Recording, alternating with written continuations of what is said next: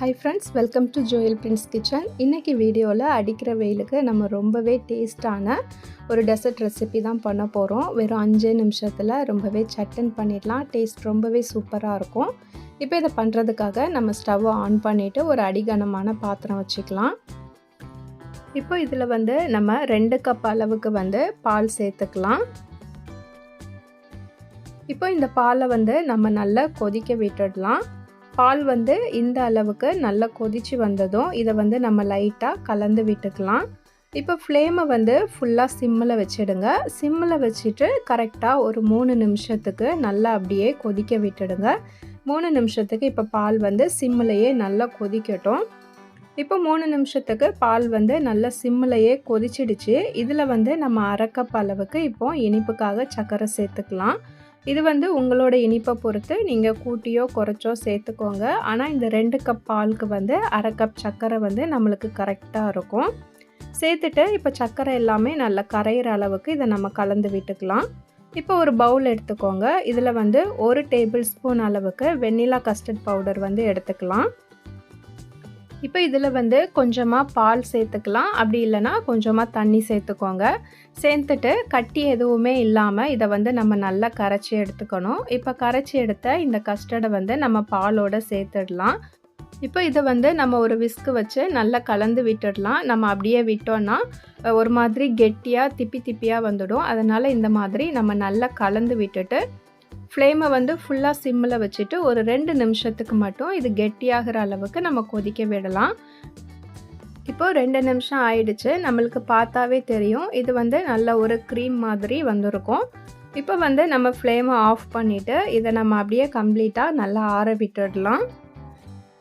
இப்போ கஸ்டர்ட் நம்மளுக்கு நல்லா கம்ப்ளீட்டாக ஆறிடுச்சு. இப்போ அடுத்து நம்ம ஒரு 3 பச்சை வாழைப்பழம் எடுத்துக்கலாம். பச்சை வாழைப்பழம் கிடைக்கலனா சிகப்பு வாழைப்பழம் எடுத்துக்கோங்க. ஆனால் இந்த பச்சை வாழைப்பழம் சேர்க்கும்போது டேஸ்ட் ரொம்ப சூப்பராக இருக்கும். இப்போ இதை நம்ம தோல் எல்லாமே எடுத்துகிட்டு இது மாதிரி ரவுண்டாக கட் பண்ணி எடுத்துக்கலாம்.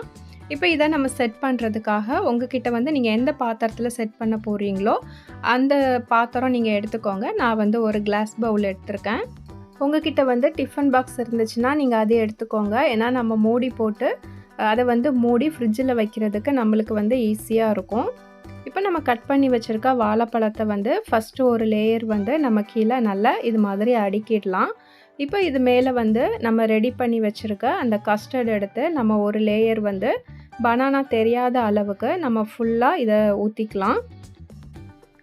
இது மாதிரி ஊற்றினதுக்கு அப்புறமா அடுத்து நம்ம ஒரு லேயர் பனானா போடணும். ஃபுல்லாக பனானா போட்டுட்டு அதுக்கு மேலே நம்ம கஸ்டர்ட் போடணும்.